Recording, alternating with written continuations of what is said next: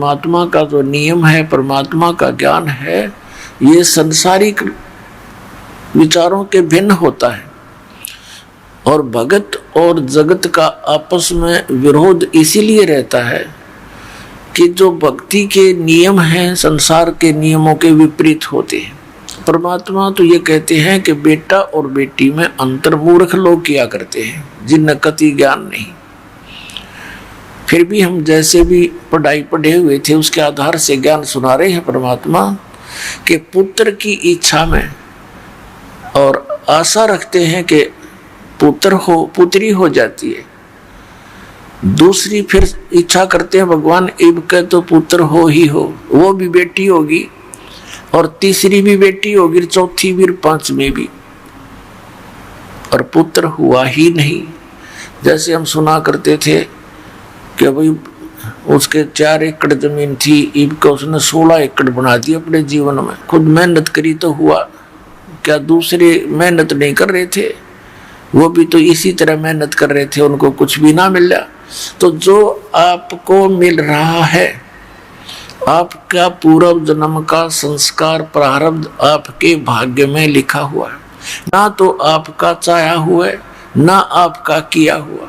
जैसे उनको पुत्र की इच्छा थी, ना उनका चाहा हुआ ना उनका किया हुआ, वही हुआ जो प्रारब्ध में लिखा हुआ था।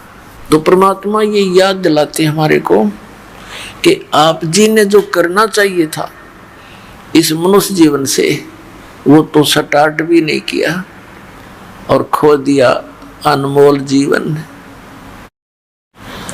अपने आत्माओं, जिस समय हम सत्संग में आते हैं, ये ज्ञान होता है, तो फिर हमारी दशा ऐसी होती है जो पुण्यकर्मी प्राणी होते हैं। कैसी होती है? एक किसान था और वो बाजरे का रुखाला था, बाजरा बोते हैं तो उसके लिए एक मंच बनाते हैं ऊंचा। उसने डामचा भी कहते हैं उसको, जौंडा भी कहते हैं, मचान भी बोल देते हैं। तो वो उस मचान के ऊपर खड़ा होकर के गोफिया बनाता है। गोफिया, उसमें एक डला डालकर और उसको ऐसे फटकार कर फेंकता है। चिड़ियाओं को, पक्षियों को उड़ाता है जो बाजरे की बालियों को हानि पहुंचाती हैं। तो उस आवाज से और डले की आसपास गिरने से वो चिड़िया भाग जाती है उस खेत से। तो उसके लिए किसान क्या करता है, छोटे छोटे मिट्टी के गोले बना लेता है और उनको रख लेता है अपने मटके में सुखा के। फिर उनको ऐसे गोफिये से फटकारता रहता है, जैसे गिलोल टाइप होता है। एक बार वर्षा घड़ी होगी, उसके सारे गोले भीज गए। एक साथ में छोटा सा टीला था, ऊंचा सा पहाड़ टाइप था, छोटी पहाड़ी सी। उसने सोचा चल वहां से पत्थर उठा लाता हूँ। 1 किलोमीटर की दूरी पर था। छोटे छोटे पत्थरों की तलाश में वहां गया तो उसने क्या देखा कि पानी से मिट्टी कट जाने से बड़े सुंदर गोल गोल से घने वो पत्थर से मिल गए। उसने चमकने से वो ले आया, 20-30 थे वो, उसका काम चल गया। तो वो लाया था वहां से, वो चमकने से पत्थर गोल गोल से इतने मोटे मोटे 200-250 ग्राम के, जो उसके लिए बहुत सूटेबल थे। उधर से उसकी पत्नी छोटे से बच्चे को लेकर, उसकी रोटी लेकर खेत में गई। तो क्या किया, बच्चे ने वो पत्थर उठा लिया एक, जो चिकना चमकना सा था। वो खेलता खेलता उठा लिया और उसकी पत्नी घर आ गई, उसको खाना खिलाकर बच्चे को ले आई। बच्चा उसको हाथ में ले आया। अब उसकी पत्नी ने कुछ सामान लाना था। उसने सोचा ये पत्थर है और दुकानदार को दे देती हूँ, और नहीं तो इसका कोई बट्टा बना लेगा अपना बाट। उस पत्थर को लेकर वो सेठ के पास गई गांव में। उससे कहने लगी, जी ये आपका कोई काम आवे तो ये देख लो, कुछ मुझे इसका बदले में दे दो, जो दे सकते हो, नमक मिर्च कुछ दे सकते हो तो। आपको ये काम आ जाओगा, बट्टा बना लो। उसके पास बैठा था उसका रिश्तेदार, वो जोरी था।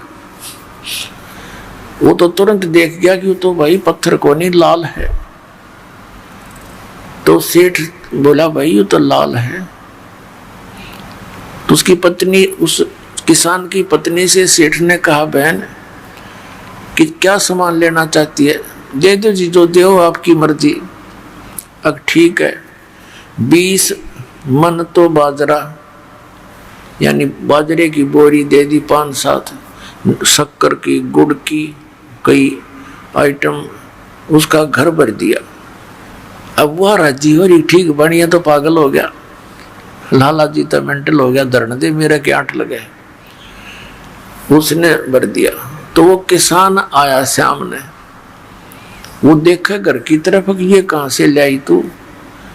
कैसे ऐसे जो एक बट्टा सा था, लड़का ले आया, और मैं गई थी ऐसे ऐसे, भी सेठ को दे दूंगी, अपना बाट बना लेगा बट्टा। मैंने कहा उससे, जी दे दो जो देना, इसके बदले छोटा मोटा आइटम सोचो थी, नमक मिर्च दे देगा। उसने तो ये कहा कि ले जा बहन, ये तो बहुत कीमती है, पत्थर नहीं है। और उन नयू घर भर दिया, इतना सामान दे दिया। अब उसने क्या किया कि उन पत्थरों को, लाल थे वह, उसके पहचान में नहीं आई, उनको ऐसे गिलोल में डाला, गोफिये में, और ऐसे फटकार दिए। साथ में नदी थी, दरिया बह रही थी।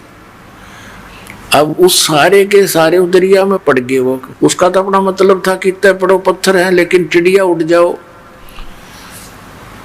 वो कहने लगा, रे तेरा गजब भैया, ये तो मेरे पास तो 30-40 थे, और एक की ही इतनी कीमत, मैंने तो वो सारा नाश कर दिया, बर्बाद कर दिए वो कीमती, बिना ज्ञान।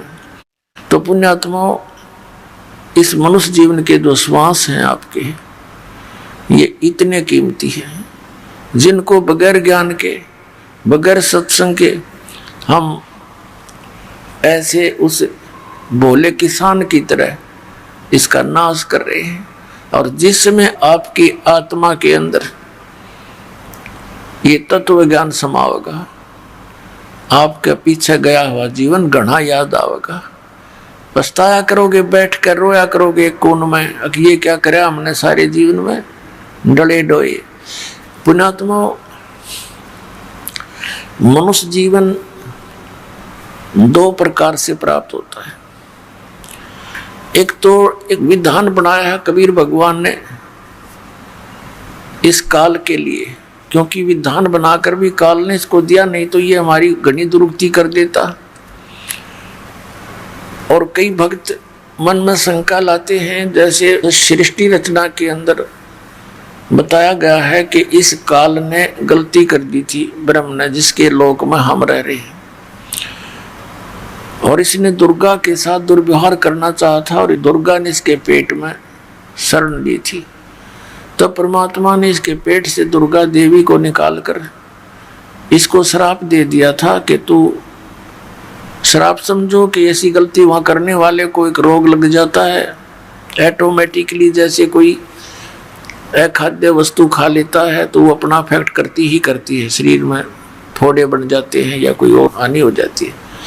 ऐसे इसने वहां जो गलती की, उस गलती के कारण इसको एक रोग लग गया कि उस परमात्मा ने विधान बना रखा था कि ऐसी गलती करेगा उसको ऐसी सजा मिलेगी, 1 लाख मानव शरीरधारी प्राणियों का नित आहार करने का और 1.25 लाख की उत्पत्ति करने का।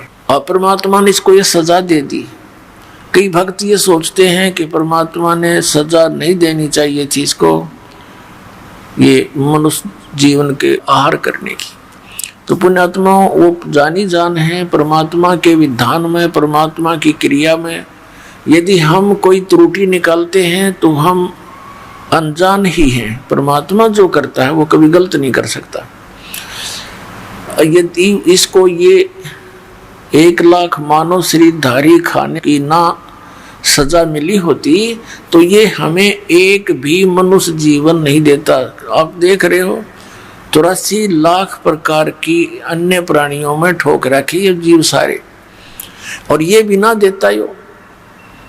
क्योंकि मनुष्य जीवन आपको अवश्य मिलेगा, मालिक ने ऐसी विधान बना दिया। और मनुष्य जीवन मिलेगा तो परमात्मा आकर आपको अपने निज घर का स्थान का ज्ञान भी करा सकते हैं, भक्ति देकर के आपको वापस भी ले जा सकते हैं।